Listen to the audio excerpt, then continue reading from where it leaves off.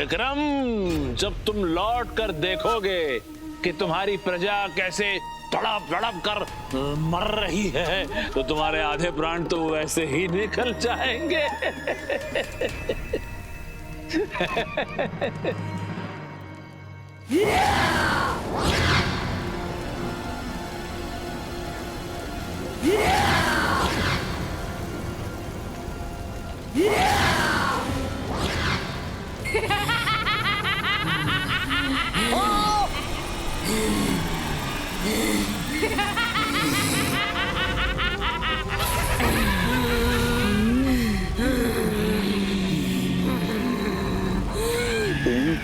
मौत की शक्लें।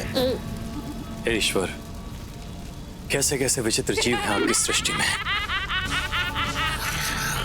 मनुष्य की सुगंध आ रही है। मनुष्य ही है और वो भी हट्टा कट्टा है। मैं इसको मार के खाऊंगी, कच्चा ही चबा जाऊंगी। इनके लहू से मैं अपनी प्यास बुझाऊंगी। बरसों पश्चात अपनी भूख मिटेगी बहन। राजन, जितना सुना था ये तो उससे भी अधिक विभत्स और भयावह है। राजन, ये तो तुझे बिना नमक मिर्च के ही चट कर जाएंगे।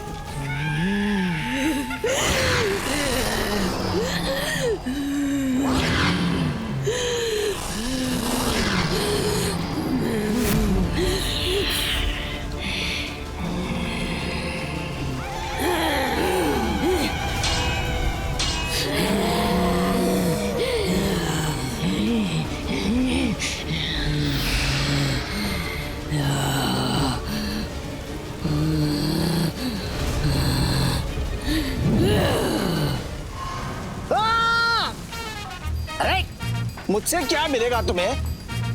न लहू है, न मांस है, न तुम्हारी भूख मिटेगी, न प्यास।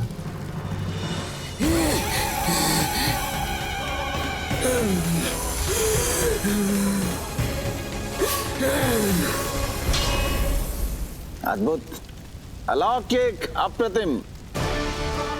तेरी जितनी प्रशंसा की जाए कम है राजन। बेताल, प्रशंसा छोड़ो, हमारी कुछ सहायता कर सकते हो तो करो।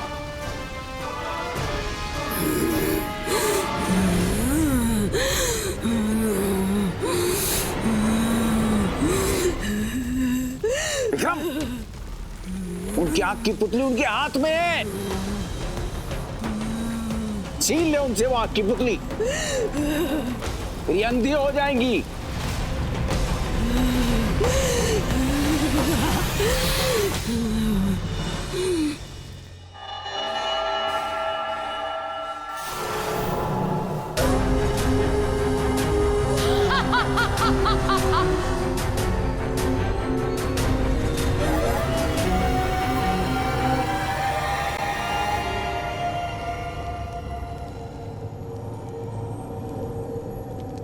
सब दिए जला दिए हैं तो आप सब जा सकती हैं।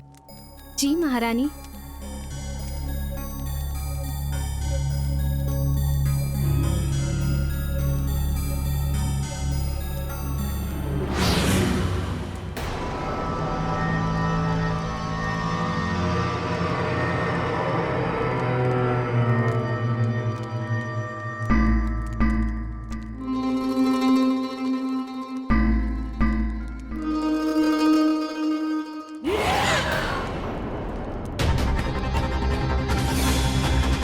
कौन है वहां?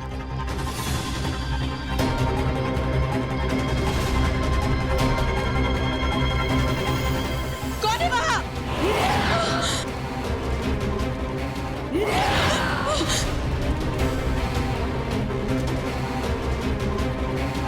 कौन है वहां? देखो, हमारे सामने आओ।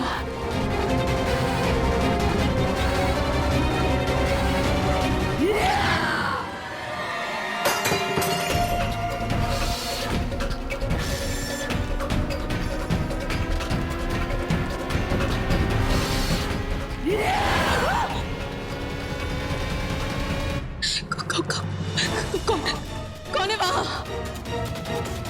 हमारे सम्मुख क्यों नहीं आ रहे हो? कौन है? कौन है? कौन है?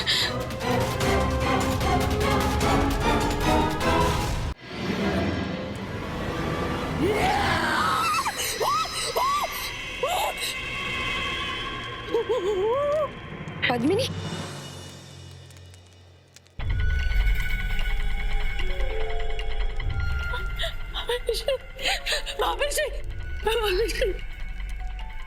यहाँ कुछ सही नहीं है भाभीश्री, यहाँ कुछ भी सही नहीं है।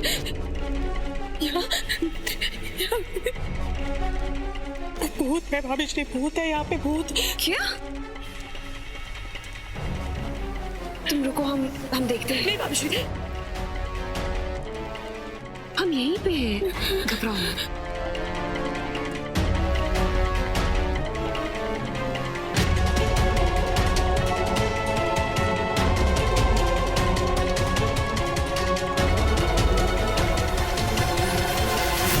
पद्मिनी, यहाँ तो कुछ भी नहीं है।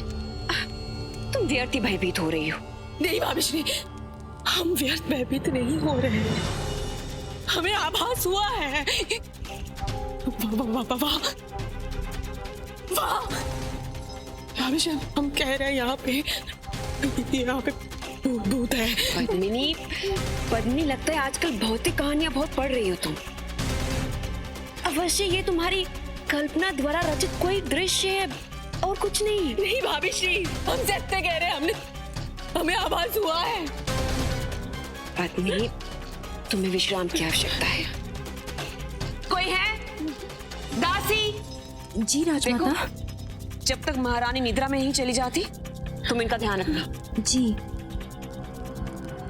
पद्मिनी, तुम विश्राम करो। तुम यहाँ बैठ जाओ, कुछ नहीं होगा। हम है ना, ये महल सुरक्षित है। हाँ? विश्राम करो।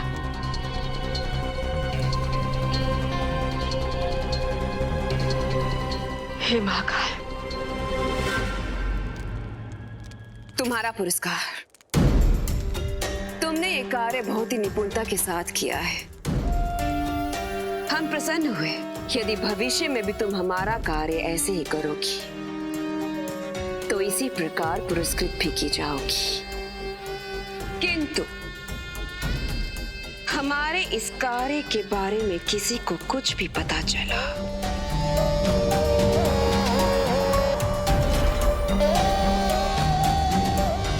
तो तुम्हें पुरस्कार में सोने की मुद्राएं नहीं, बल्कि मृत्यु मिलेगी। मृत्यु। जी राजमाता।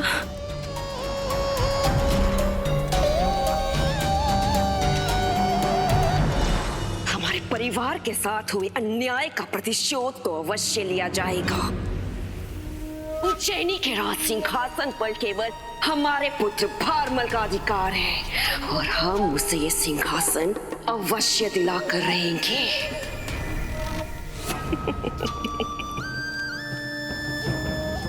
प्रिय पद्मिनी,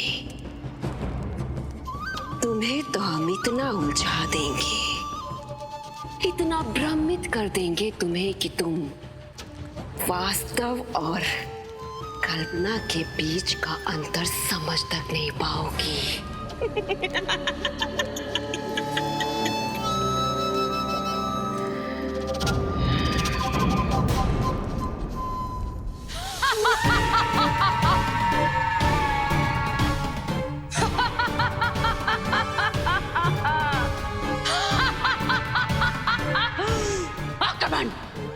आक्रमण करने का समय आ गया है। अब कपालिका के प्रचंड कोप से कोई नहीं बचेगा, कोई भी नहीं।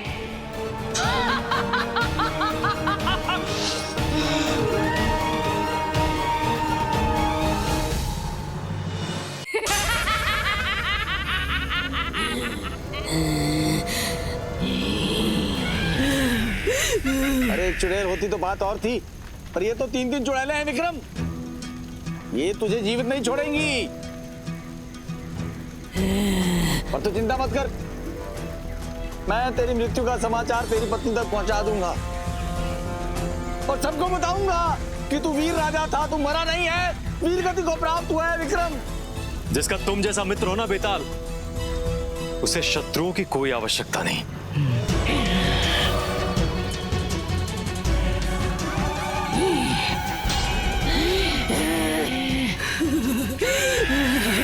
मैं इसको मार के खाऊंगी, कच्चा ही चबा जाऊंगी। बेताल,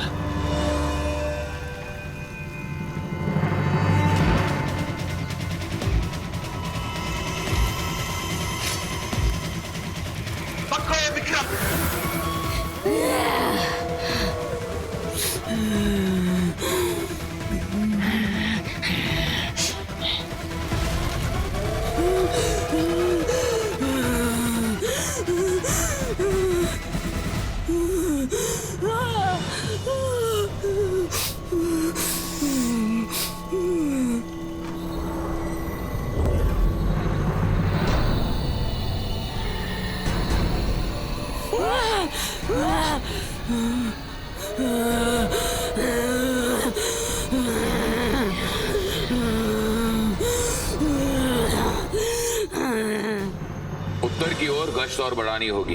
महाराज की अनुपस्थिति में महल की सुरक्षा का दायित्व महाराज ने हमें सौंपा है और हम उन्हें निराश नहीं करना चाहते। हम अभी प्रबंध करते हैं आचार्य।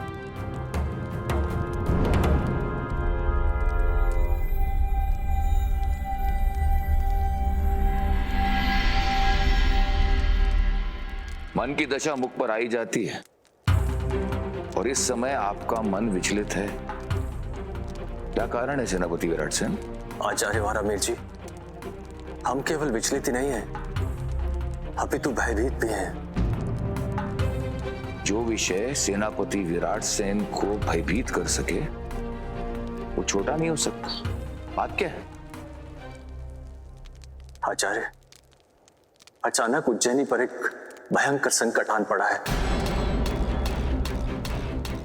देखते ही देखते पूरा क्षेत्र एक भयंकर महामारी की चपेट में आ गया है। जहां भी देखो प्रजा दर्द से तड़प रही है, चीख रही है और हम कुछ नहीं कर पा रहे हैं आचार्य, क्योंकि उस रोग की औषधि क्या है ये किसी को ज्ञात नहीं है।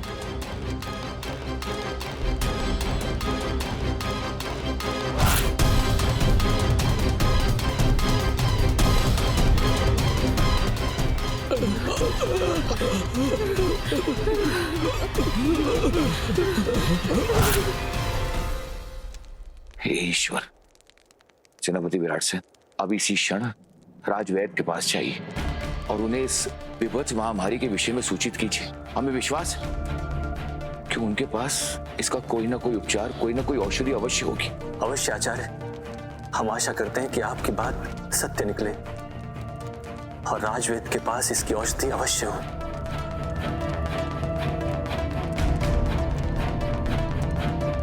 ये विपत्ति इसी समय आनी थी, महाराज विक्रम की अनुपस्थिति में। सबसे पहले प्रजा में फैले इस आतंक की अग्नि को रोकना होगा। आप लोग प्रजा में प्राथमिक चिकित्सा पहुंचाने का प्रबंध कीजिए। कदाचित आवश्यकता पड़े तो हम स्वयं जाएंगे, प्रजा के बीच जाएंगे। हो सकता है कि प्रजा को इस समस्या का थोड़ा बहुत समाधान मिले।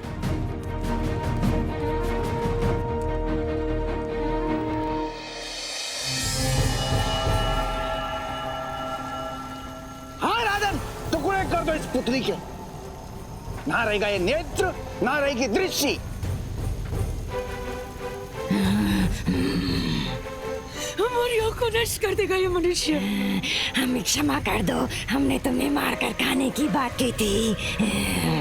हमारी आँख हमें वापस कर दो हे वीर, इसके बिना हम तीनों अंधी हो जाएंगे। वाह, मान गए राजन। तूने 3 भयावह चुड़ैलों को भिक्षा मांगने पर बाध्य कर दिया।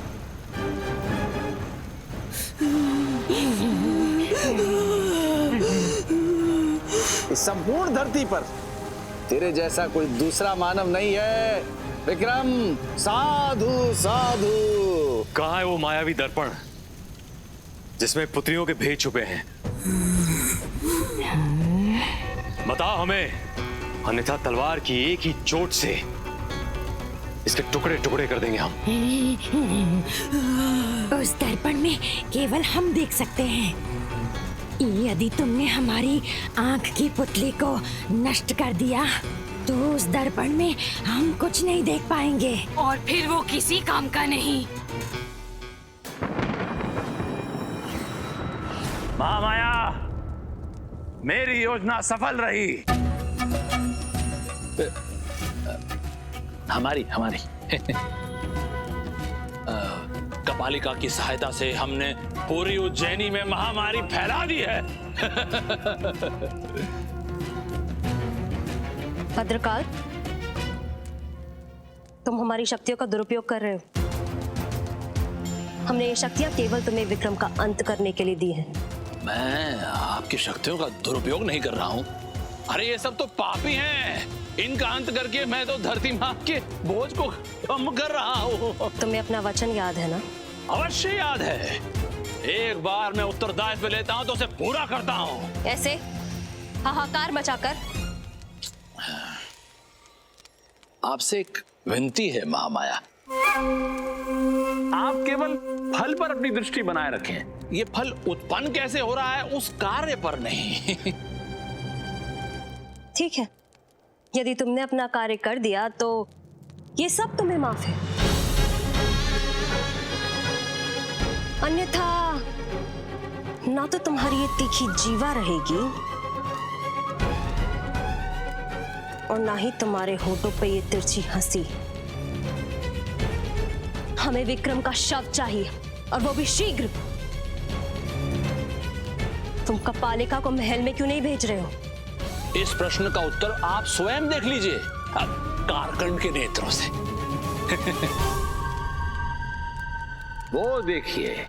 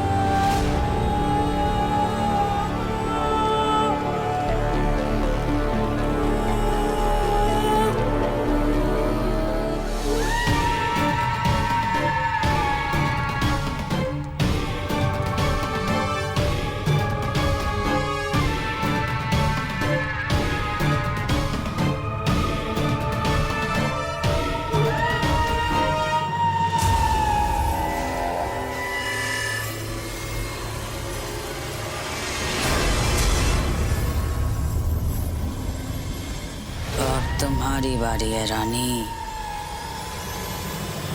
एक अंतिम बार श्रृंगार कर लो, क्योंकि कुछ ही क्षणों में तुम्हारा अस्तित्व ही मिट जाएगा।